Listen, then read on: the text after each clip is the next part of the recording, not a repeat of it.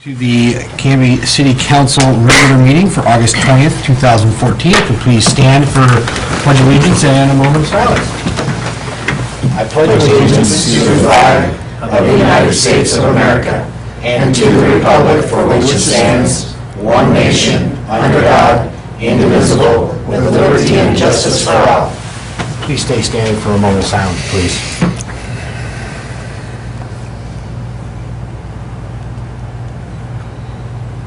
Great. Thank you. It's actually a continuation of our meetings this evening. We've had a couple of prior work sessions and meetings this evening. We had an exec session discussing real property, as well as a work session on our end of year and fourth quarter results, financials for the city. And thank you to Haley Fisher, Finance Director, for bringing us up to speed and showing us that we actually finished the year pretty well, and all things considered, and we're starting this year in an okay footing, even with unfortunately still with staff reductions and changes that we had. So thanks to staff on those pieces. Moving into the presentation from the General Canby Day group on General Canby Day and the results and what's coming up.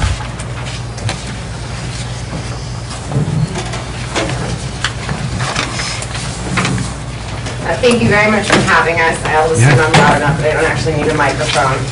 We definitely want to thank you guys for inviting us and for being here, and we want to thank Canby Telecom for everything that they did to support us this year. What we have to say is fairly detailed, so with your permission, Mayor, I'll read off of a little script that we've got.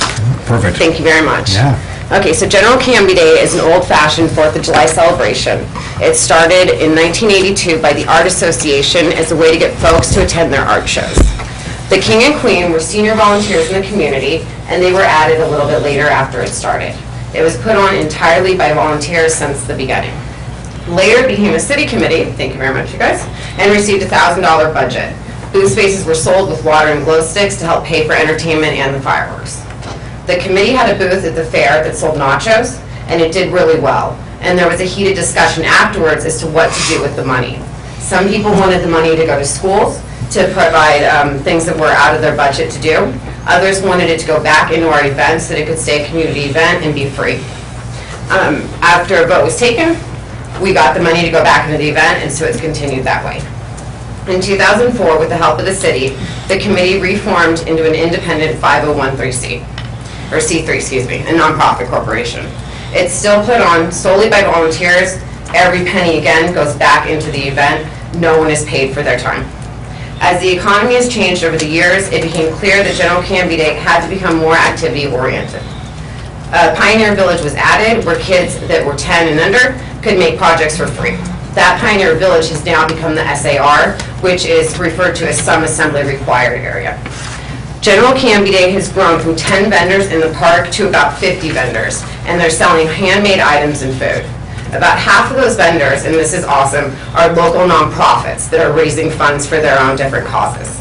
The Kids Corner is operated by the Boy Scouts, the Pancake Breakfast is by the Historical Society, and the Moms Club, Jove's Daughter, Knights of Columbus, Cub Scouts, VFW, churches, and many more all show up to raise their money. General Canby charges a booth fee, and it's applied to everyone, equally across the boards. In order for the nonprofits and entrepreneurs to make as much money as they can, we take nothing out of what their sales are. In order to help fund the event, General Canby Day on our end, we sell water, soda, and ice cream all for $1. Some of the things that go into the Some Assembly Required Area do cost money, like the tie-dye shirts and the buttons. The money that we charge for that goes back into buying craft supplies so that we can do it again the next year. We operate totally on a cash accounting system, and we plan for 2 years in advance. We don't guess about the expenses. We either make enough money at the event to pay for them, or if we do not, we use our reserves from leftover to make up the difference. Without a doubt, the fireworks are the biggest expense that we have. In the past, the fireworks were held at the athletic field at the high school. The area was fenced, and donation barrels were set out at each entrance. People watching the fireworks would donate money as they entered in and then they exited. But as time happened, construction at the athletic field prohibited that, so it had to be moved. And the only space that was large enough for the fireworks to be shot off safely was the Baker Prairie Athletic Field. Because the display is so large, viewing can no longer be in one area, and so our donations are no longer able to be collected. People park their cars along the streets, in close by parking lots, and even at Ackerman and Lee schools in order to view the fireworks. And businesses around Trust will allow private groups to charge for parking there. The fireworks have become a free citywide event, and General Canby Day is responsible for the cleanup of the viewing area afterwards. We also provide a bathroom if anybody needs it. There's no feasible way, again, for us to cover that $4,000 expense, but we do our best through the additional money that we raise selling other things. We are hoping to have an event that will help cover some of those expenses because they are our main expense. Our group of volunteers make signs and banners, which we got to help with, and set up and take down the event. We build the trophies, which was a new experience for me. It was very fun. And we handed them out at the parade and the car show. We organized the vendors, car show parking, and the parade. We take registration for the parade and the car show and send the names of the winners to the Canby Herald. We choose a king and a queen and organize the opening ceremony. And again, normally the king and queen is somebody who's a senior volunteer in the community or somebody who has meant a lot to the community itself.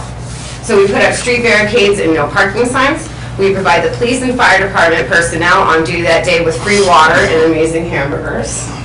And this year we had an added attraction of the monster truck.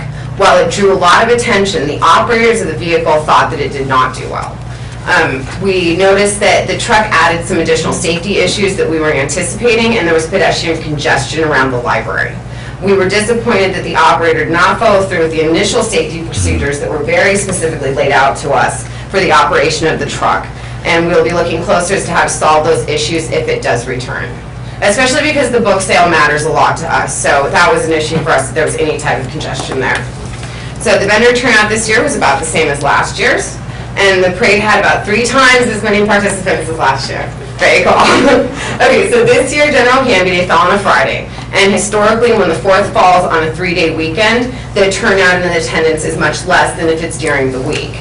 This year, as was true last year, this has become proven to be untrue. And we counted the number of people in a specific area throughout the day and multiply it by the number approximate to this 20-foot by 20-foot area for the whole event. And it takes about 2 to 3 hours for a visitor to walk through the entire event. And we approximate about 22,000 people attended between 10 and 5, and over 65% being visitors from out of town. Very exciting for us. So General Canby Day is the largest single event, and it's put on entirely again by volunteers. It receives no cash funding from the city. Our funds come from vendor booth sales, business donations, commercial parade entrance free, and again, the water, the sale of the glow sticks, and the ice cream. And also the tie-dye shirts and the button sales. The biggest obstacle that we face is manpower or woman power for this table at the event. People do not want to give up their time with their families to volunteer for the event, which we do understand. It is unfortunate. We have offered free spaces to church groups if they are willing to provide volunteers. And at the end of the day, no one wants to do it again because it's a lot of work. So we're hoping to change that. In the future, we are considering a pay event to help fund the fireworks, which is what I kind of referenced earlier, because the amount of money that's needed to go into the fireworks is a lot. But even just today, I was talking to somebody who's from Canby, and they were talking about how they grew up watching those fireworks. So it's something that is very important to us that we would like to keep if it's possible. Next year's theme, by the way, for anybody who is interested, is going to be Creatures of the Sea. And General Canby Day, so that you know, is committed to putting this event on, having it be the best visitor experience, vendor experience possible, and also the safest possible for everybody involved. The end. Are there any questions that we could answer? Mine are more comments, I think, and I think probably the table will also have, or the dais will have some comments and questions as well. I appreciate you, the event I thought was great. The parade was well received, and it's amazing to see how many people do come downtown for the event. I mean, it wasn't terribly hot, unlike I think in years past, but it was great. I think it's evolving, and there's a lot of great things occurring with the event, and I know as you guys are transitioning on your team, I know that there'll be, more ideas and things that will come out. I want to commend you for highlighting the monster truck piece, because I did receive a couple of letters expressing some concern about the safety piece, and there were some concerns by Friends of the Library and people that were patronizing that event, and then as well as a couple of the other businesses were concerned just how squirrely the monster truck was getting, and if all of a sudden something slips, and that could have been a pretty major situation. So I'm glad that you guys have acknowledged that, and I'll get off my soapbox on that one. The Historical Society, I know, puts on the pancake breakfast, and I think this was mentioned, might have been by you, Councilor Hensley, who's the liaison to the Historical Society? We don't have one. We don't have one anymore. That was Councilor Daniels. Okay. Well, somebody made the comment, and I think, again, it was Councilor Hensley, about since it is a general Canby Day, trying to work with the Historical Society about a way of highlighting some of the historical pieces of Canby. That was our breakfast conversation. Yeah, at the pancake breakfast, I think would be a great idea. It's easy for me to throw the idea out there. It's something else for somebody else to execute, but Something we could probably talk to the Historical I'm Society about. going to throw it out there. In terms of the fireworks piece, this was the first year in a couple of years that I didn't do fireworks here in Canby. I actually went elsewhere, and they pass the bucket. They just had a couple people walking around with buckets, and just were kind of, if you felt like donating, you donated, and if you didn't, you didn't. It wasn't a big deal, but again, as an option, as I read your report. And then what about opening it up and having vendors at the fireworks, selling whatever, elephant ears, soda pop, whatever? So they tear down at Wade Park, they move back or move up to where the fireworks are to be, as a possible idea. Again, selling another booth opportunity, and maybe it is at that piece is there as I know at the fair, I think the fair takes a percentage of sales, but that could be an option. I just, again, trying to think of ideas, again, of helping to keep the fireworks going, because as you said, it is a historic, people love that aspect. It is a tradition. And there are communities that have scaled back and have cut that out of their budgets, and that's why I think we see such an influx of people coming from outside of Canby. The people that I did talk to, one family was from Tigard, and it's just they wanted small town kind of feel, and that's where they came to Canby to get a part of that. So kudos to you guys on that. So any other comments? Councilor Well, Leslie? I won't get off on the monster truck thing, other than just to say I also had concerned citizens that weren't appreciative of that portion of the event. Otherwise, love the event. My only concern was that, and I did bring up the concern before the event, though, during the parade, the Wade Park bottleneck wasn't addressed. We still had issues with children too close to the parade for safety's comfort there. So again, I'm chucking the candy over their heads, so they have to run into the park to get it and gets them away from the parade for at least a couple minutes. So I'd like to see that, maybe some kind of situation, and maybe, I don't know, if Jerry can help with different barricades to make it so they can't sit there. I know it's the shadiest part of town, so that's where everybody wants to watch the parade, and I don't know, maybe we can get somebody to donate the use of some bleachers or something. I don't know what the answer is, but I'd like to see some kind of change made to keep the kids safe along that stretch in front of Wade Park there. Parade police. Parade. Yeah. The manpower is such an issue for us. I like your idea of the bleachers and something of that regard. I don't know that we could pull it off, but that's certainly an avenue to look into. I'd just like to thank you for all your volunteer work on this. My wife and I have been coming down to General Canby Days for years, and I'd never actually been in the parade before, and you don't realize how many people come out for that until you're in it. And That's true. I took our little dog in the Mustang and went through the parade. Really felt famous. So thanks again, really appreciate it. We're honored that you would share that. It's very kind. Any other thoughts? No, sir. All right. Well, Thank you. yeah, thank you ladies very much for did you have something? No? I just wanted to thank you, and also not necessarily in defense of the monster truck, but in defense of trying something different. You know, I think that part of what some of us have seen over our lifetimes in different venues is things staying the same and then losing interest and excitement. And I think the fact that you're willing to try something, and if it didn't work out 100%, I'm okay with that, you know? So I think that flexibility is key. Also, let me second the mayor's position on the passing the bucket.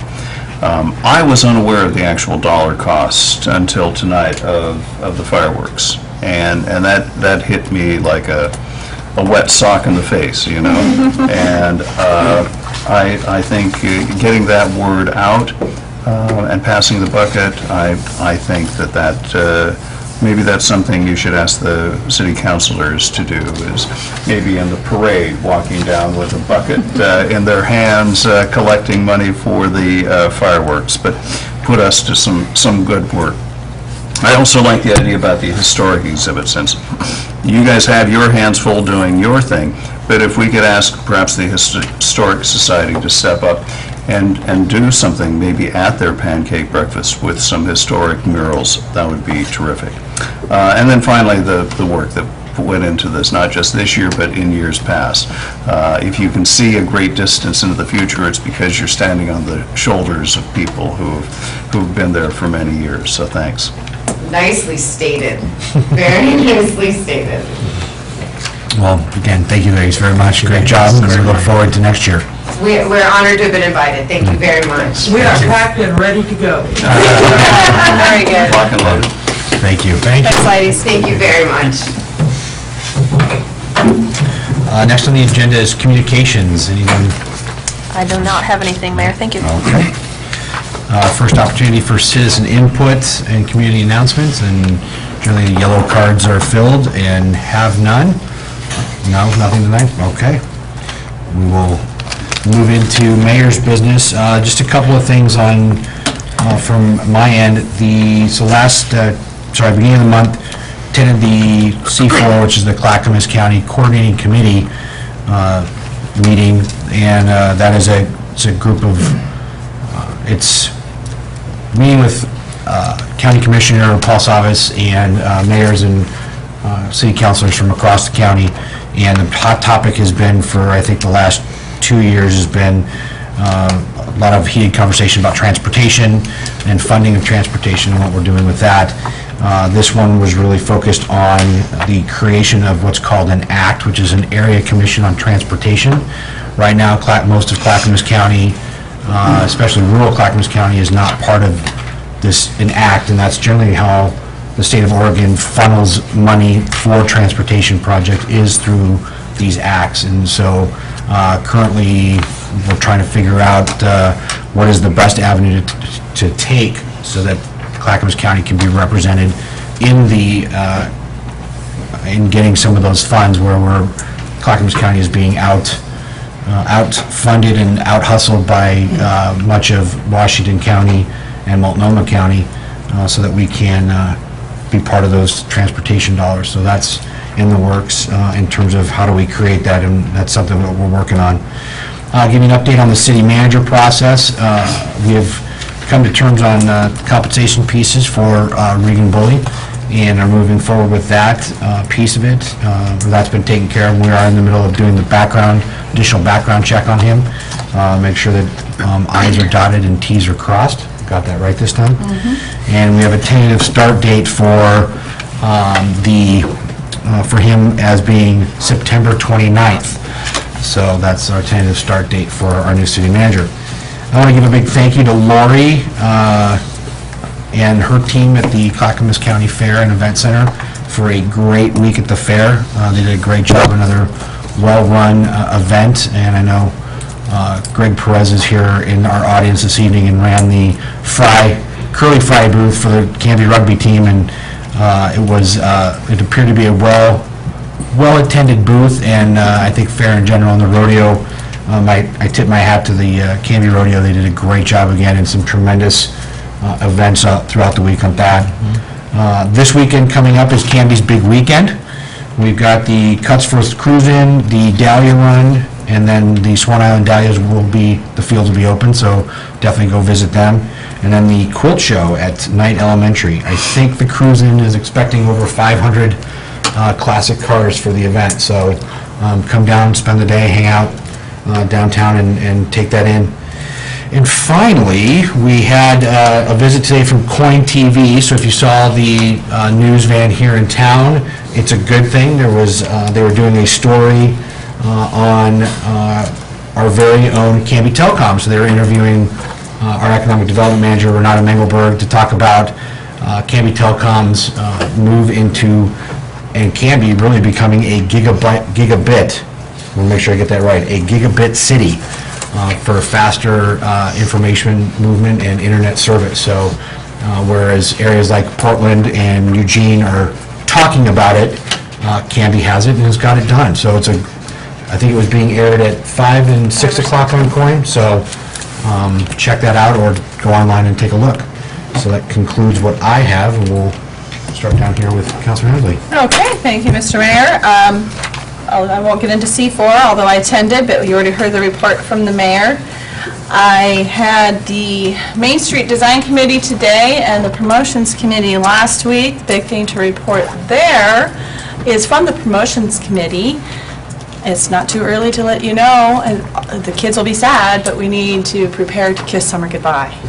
So we'll be doing that September 6th in Waite Park from 4 to 8 p.m. with the second annual Kiss Summer Goodbye Party. We have the 9th Street cover-up. Am I right, Jamie? Yes. Thank you. Band playing, and we'll have food vendors and crafts and dancing and music. And so come eat, drink, be merry, bring the children, and have a good time in Waite Park on September 6th. I haven't got a school board liaison report as of this time, but we're getting close to that. Being that we're going to kiss summer goodbye. And I do have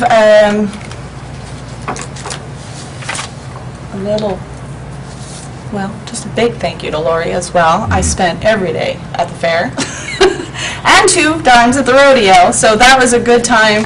I was there in different capacities on different days, and I got to give Greg a lot of hay at the end of the night. Hey, I want some fries. He said, sorry, fryer's off. But I tried. It was a great event, and it was pretty well attended, and the weather cooperated most of the time, so I was glad to do that.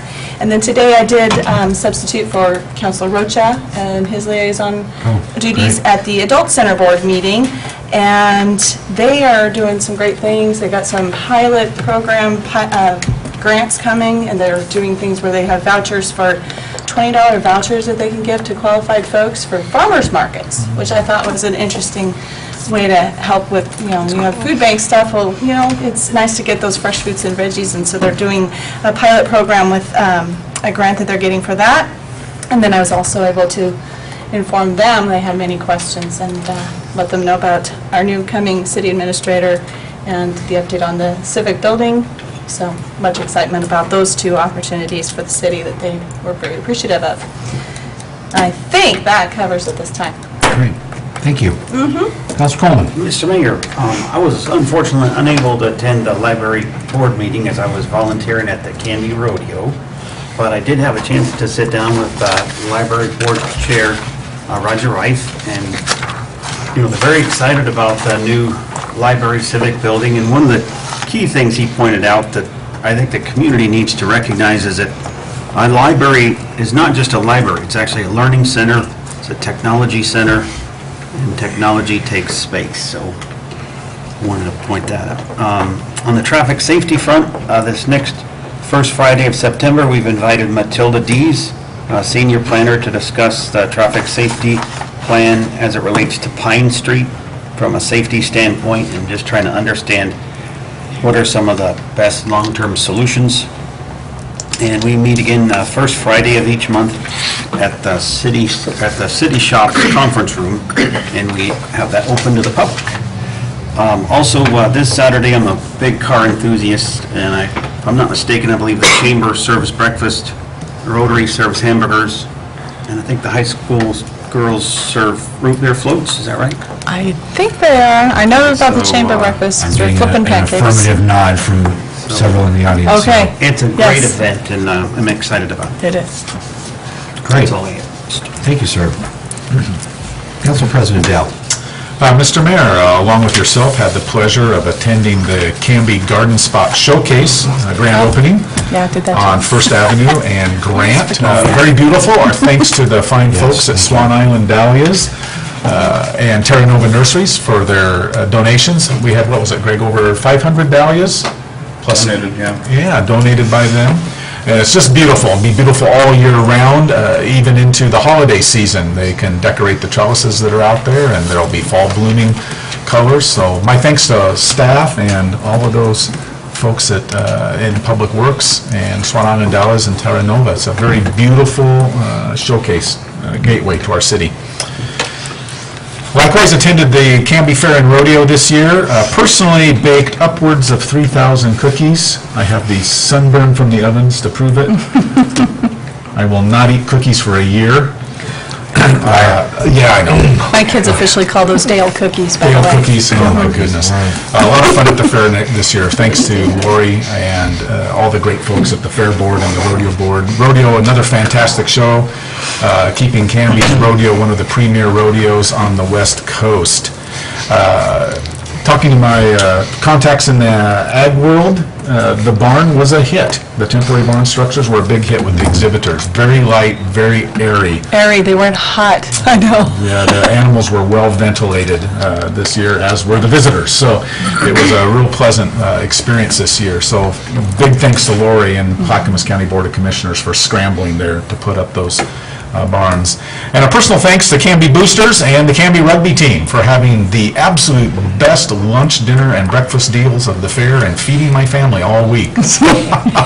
Thanks very much, Greg, for that. On the Canby utility front, it's sad news for us. We get to wish Matt Michael a fond farewell.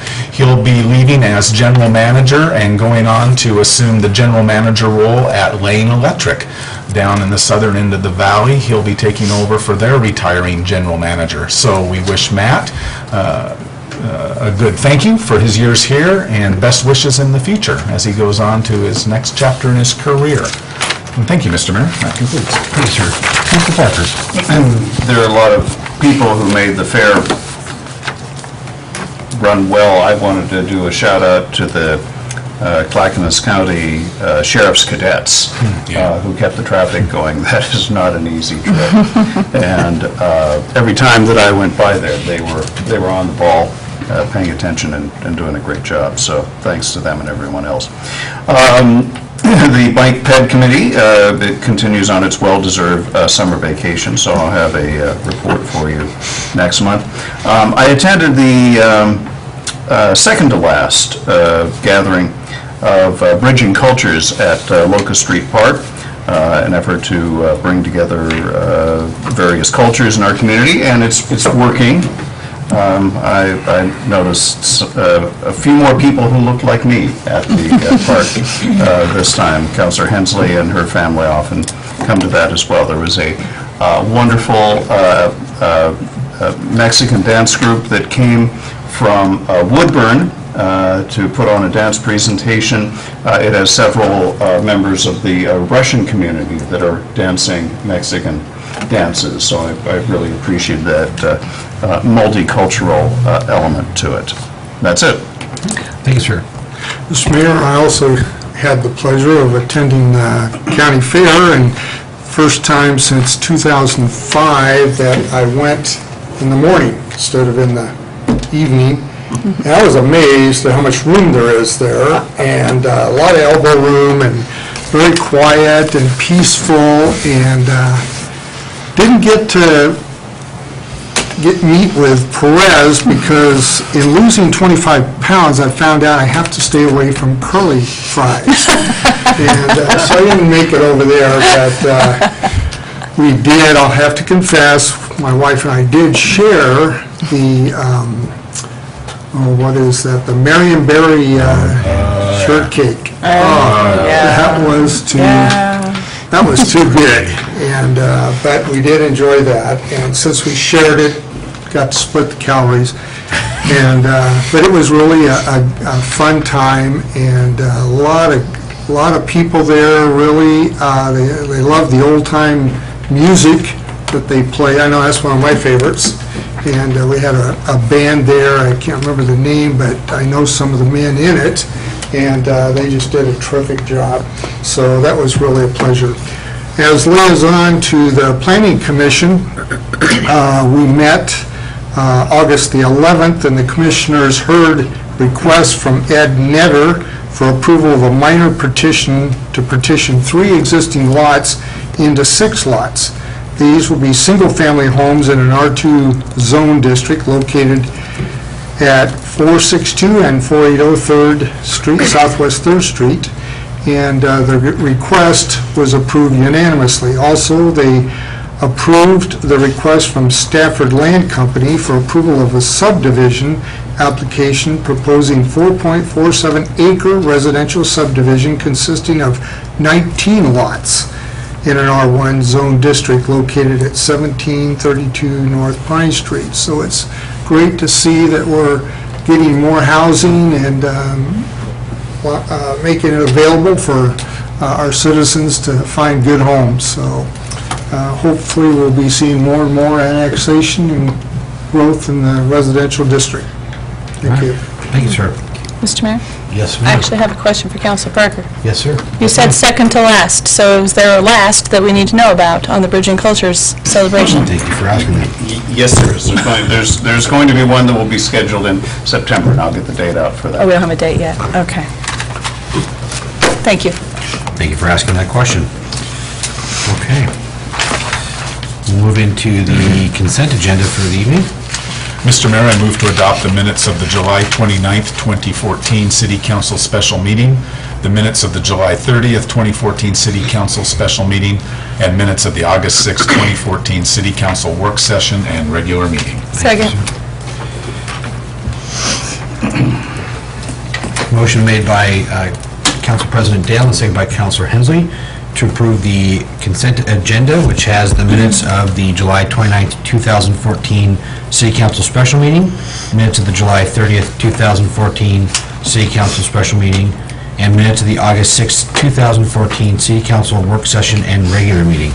All those in favor? Aye. Anyone opposed? Passes 5-0. Thank you very much. Resolutions and ordinances. The 2 resolutions that you have on the agenda tonight, these are for annexations that you previously approved, and they direct the city recorder and the city attorney to do everything necessary to send it to Clackamas County Elections and prepare the explanatory statement and notice of city measure. So the first one we have is Resolution 1197. This is just referring the Franz Baker annexation of 4.62 acres to the voters. All right, thank you. Joe, you want any elaboration on these at all, or? Not necessarily. The explanatory statement, the last time we saw one was the advisory vote, but it's the same parameters, and you just try to be objective, and that's what you would be telling me what to do, and I'd be doing it under, is it 175 words? I believe. Anyway, there you go. Yeah, so the first one, Resolution 1197, we were talking about, 4.62 acres on the east side, kind of North Pine Street in Northeast Canby. What we're looking at here is an annexation piece that will be on the November ballot. Mr. Mayor? Yes, ma'am. I move that we adopt Resolution 1197, a resolution authorizing and directing the city recorder to certify to the Clackamas County Clerk a measure referring to the electorate a proposed annexation of 4.62 acres described as tax lot 31E27CO2600, located east side of North Pine Street in Northeast Canby, authorizing the city recorder to send a measure explanatory statement for the voters' pamphlet, and doing all other necessary acts to place the matter before the voters of the city of Canby for the November 4th, 2014 election. Second. Well said. Motion's been made by Councilor Hensley and seconded by Councilor Coleman to approve resolution number 1197.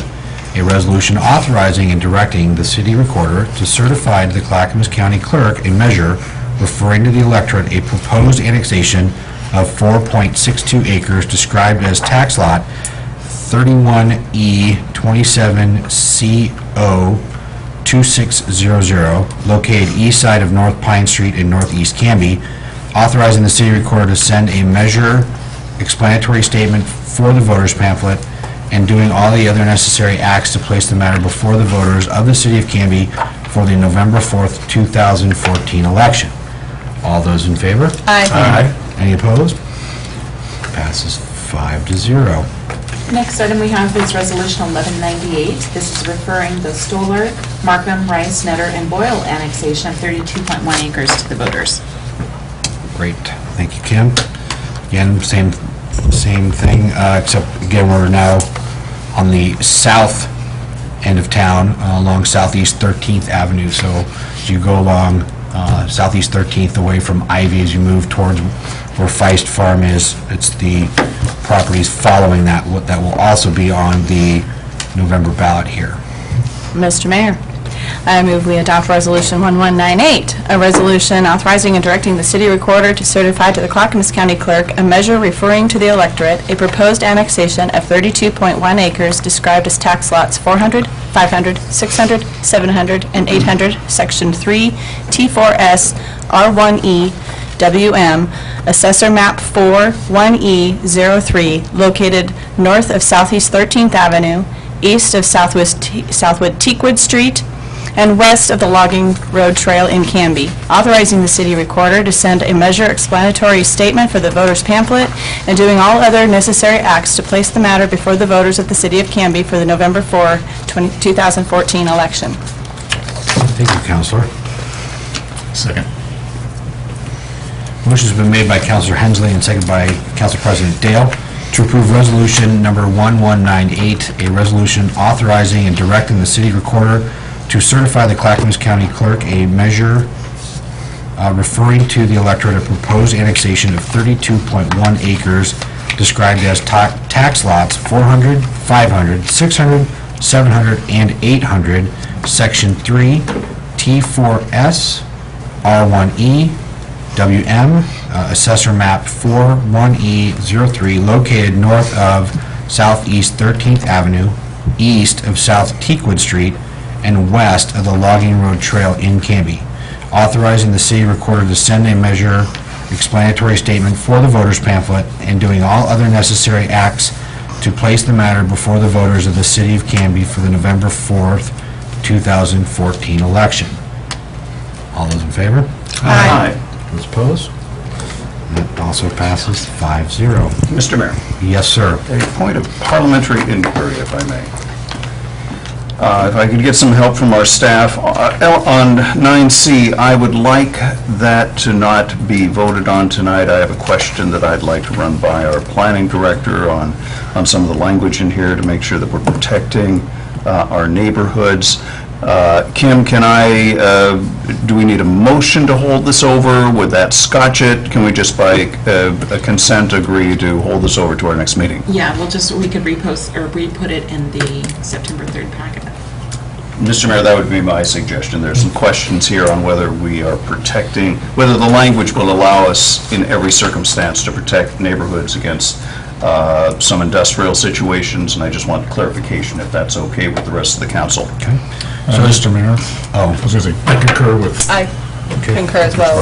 there's concerns in the language. Okay, so just as a background, so we've been amending Canby Municipal Code, and has some aspects of some of the language that we've been looking at, and usually with a code change like that, we do a first and a second reading in terms of an ordinance and roll call vote. So what's being asked is that there's been a change in some of the language that creates perhaps some ambiguity, leaves too much to interpretation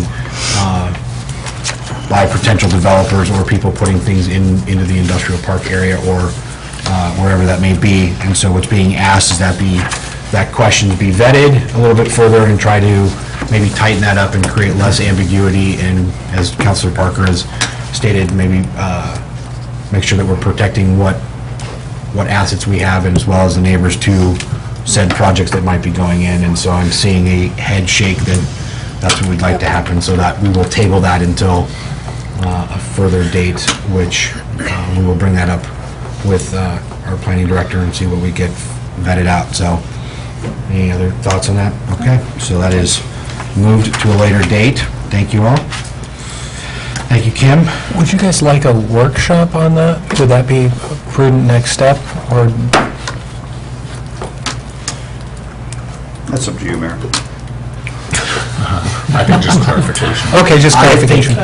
I think if Counselor Parker and Counselor Dale, if we've got, and the rest of us here, we'll send the concerns to Brian Brown, and then he can vet that out. And if he would like to perhaps address that either with me or one-on-one with those counselors that bring up the question, or through you, Okay. then I think that would suffice instead of scheduling, really frankly, it'd be a 15-minute work session in my belief. So I think just, we'll handle it that way. Much better use of time. Yeah. So Okay, and we'll do it that way. I'll be more than happy to assist in any way. Perfect. Thank you, Joe. Well, and if there's a wording change again, then that brings it back to first reading. Yeah, right. So we'll get that. So we'll have to be noticed. Excellent. Okay. Any new business to be discussed, or seeing none? City Administrator business and staff reports. Have nothing, thanks. Have nothing. Okay.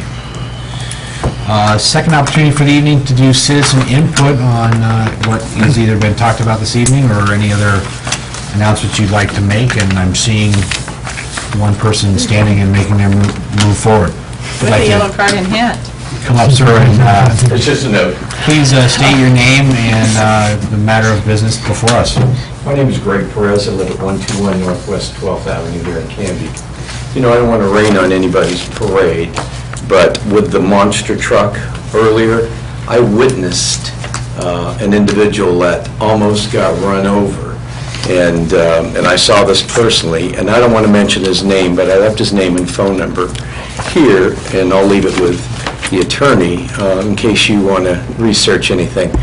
But it was good, Greg, Counselor Parker, that we did something different, and I like that.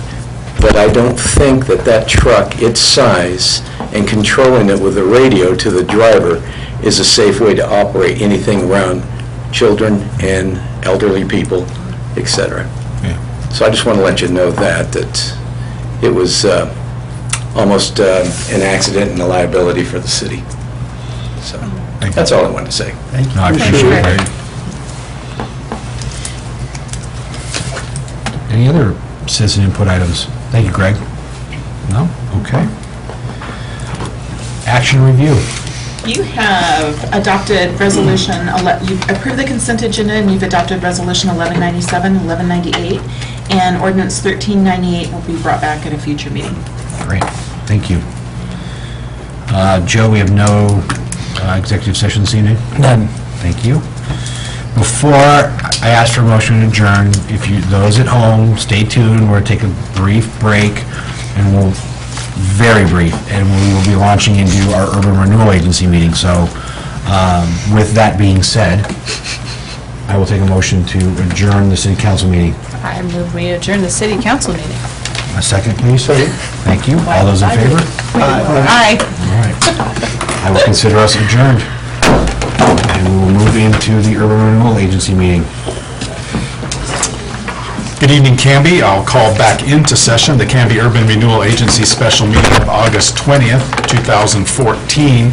We convened earlier in the evening for an executive session concerning real property, and now we are back in session to continue with our agenda, beginning with the consent agenda. I move that we approve the consent agenda, which includes the approval of minutes of the July 19th, 2014 Urban Renewal Agency special meeting. Second. It has been moved by Vice Chair Hodson and seconded by Commissioner Hensley. The approval of the consent agenda, which includes the approval of the minutes of the July 9th, 2014 URA special meeting. Any discussion? All in favor, please say aye. Aye. Any opposed? Motion passes.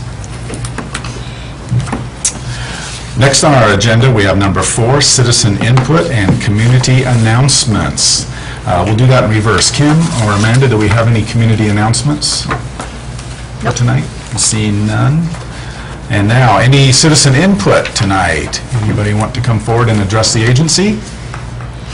All right, seeing none, we'll move on to number 5, resolutions and ordinances. Kim?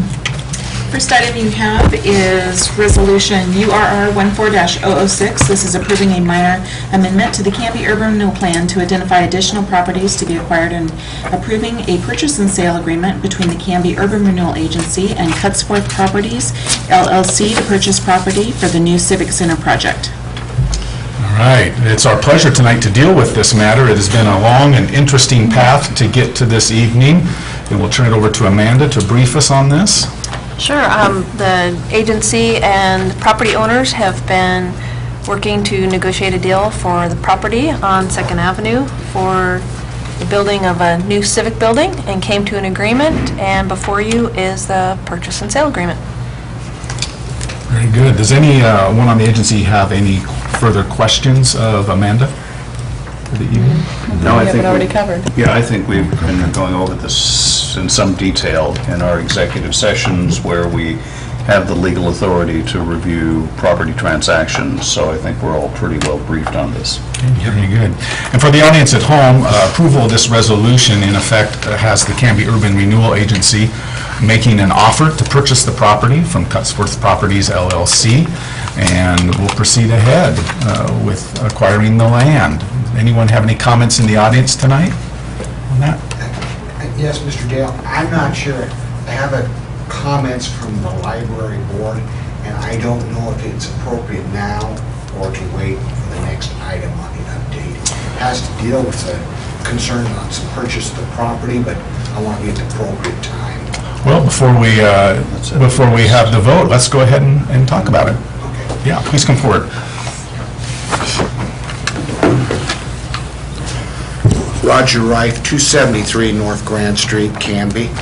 First of all, as a way of disclosure, I talked with Mayor Hodson and Councilor Coleman before that I had represented the Cutsforth family, and then I sent an email to our city attorney before telling us a few months ago.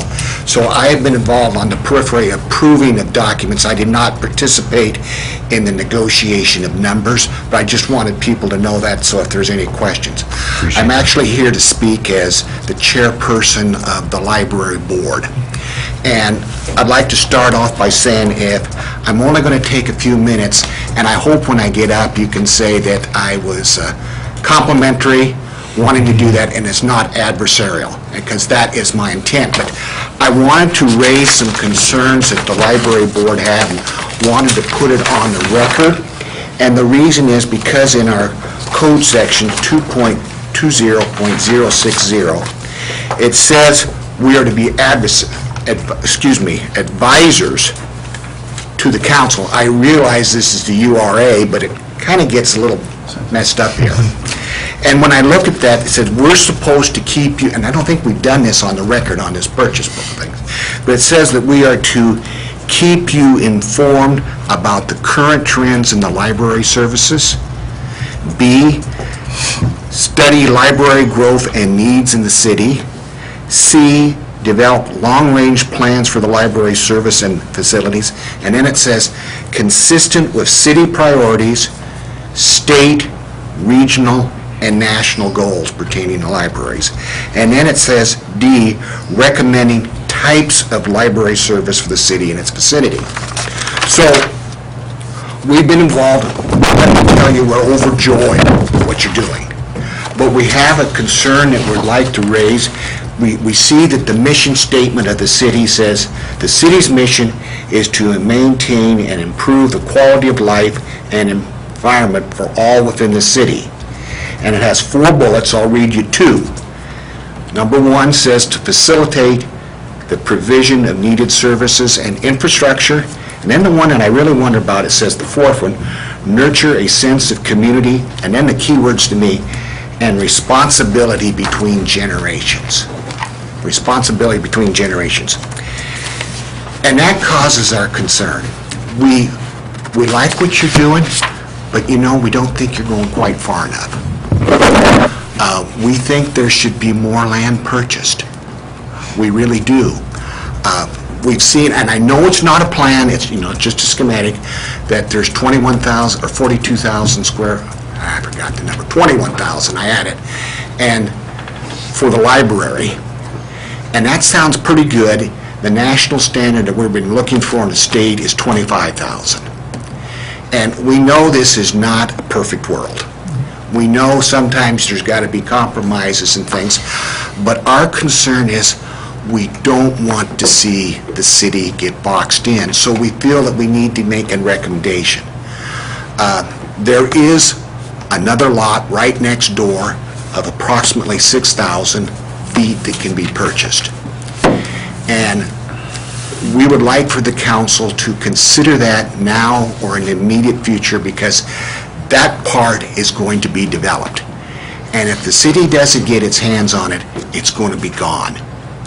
And we, as the library board, feels that we're missing something here, and we need to think outside the box. Now, I know where the council is. Believe me, I do. I mean, I've been there, done that, and I know that there's things such as PERS, there's been layoffs, necessary services such as police and fire. I know there's a huge competition. I mean, I realize that. The board realizes that. But our concern is that we're missing something here, and we got to get on that pendulum and think and get off and consider a little bit more. And to show you what we're thinking is that, I think square footage is maybe even more important than the division and how it looks inside and whatever. I mean, we want to say, okay, this library needs to last for a minimum of 20 years. I think it's got to go longer than that, but I mean 20 years. And we look around and we go to Sherwood, which is a nice one, and we go in there and it's a nice building, it's a nice facility. But we go in there and we ask the people, well, what do you think? It's too small, it's too small, it's too small. And that's the concern. And we're looking here, and we know the subdivisions that are being approved, there's been some studies that say, and I forgot the name of it, maybe if I fell on numbers, but 95% of the public, well-known, says a library is important to the city. What we'd like to see, we know you can't build it all, but we'd like to see you tie up the land. We don't care if you build the building and you kind of keep it chopped off at one end and you build it with the idea, we're going to build this thing so it can be expanded someday. Put a patio out there that would be so welcome, because the library or this community center is just more than a shelf of books.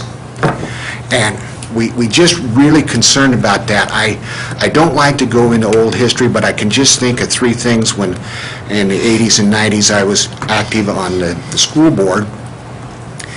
And if those decisions weren't made, we'd be in big trouble today. And they were popular, and they weren't popular.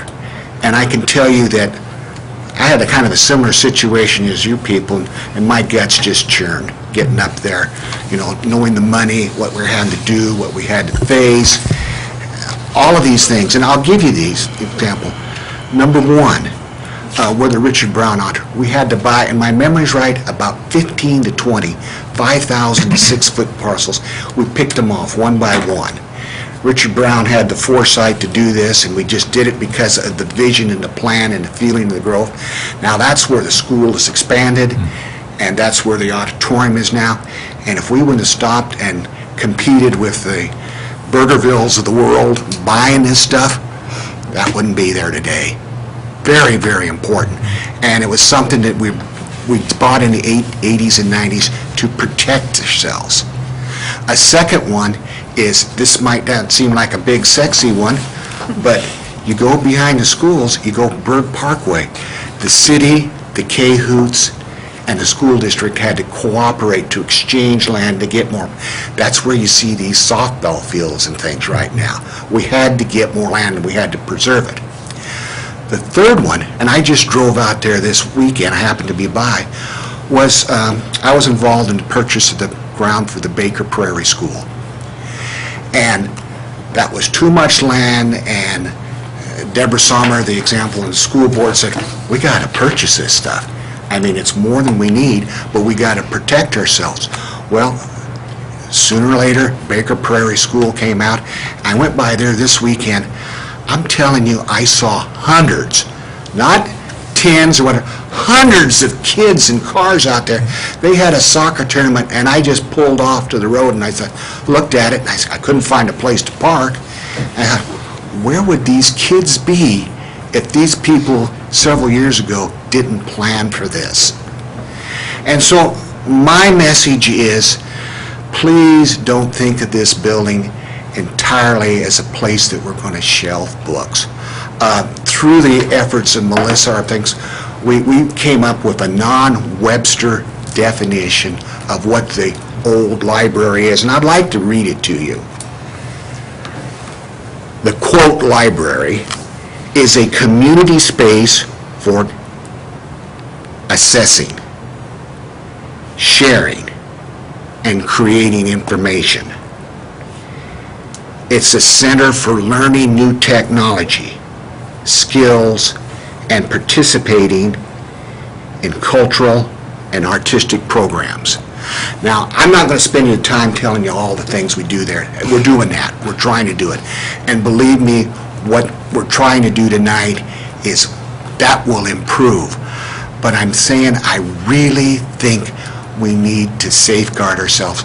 Let's don't get boxed in by the development and then there's no place to go. I really believe in the board believes this too, is it's vital.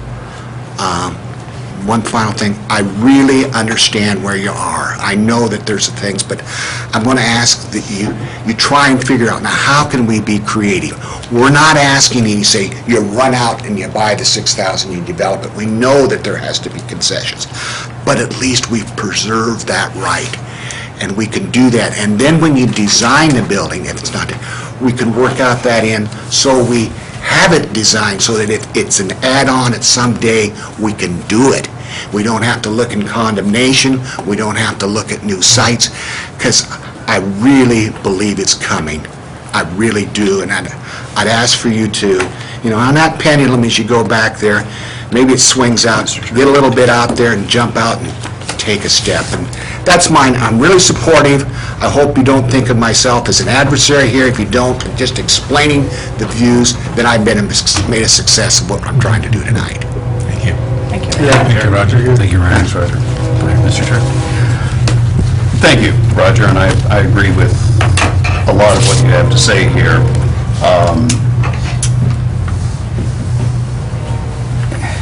I find myself in a difficult situation. You as an attorney understand that ORS 192 puts me into a position where I cannot say some of the things that I know because they were discussions that took place at an executive session to discuss the purchase of property. And you know I wasn't there. And you weren't there. And I don't think, as a person responsible for the fiduciary issues of this city and the urban renewal district, that a open forum is a particularly good place to tilt your hand as to what you might buy and when you might buy it. So this really, I don't think, is an appropriate venue for us to say what type of property we would want and where we would want it. That would be more appropriate, I believe, in an executive session. Thirdly, I think we can get to where you want to get by approving this resolution tonight.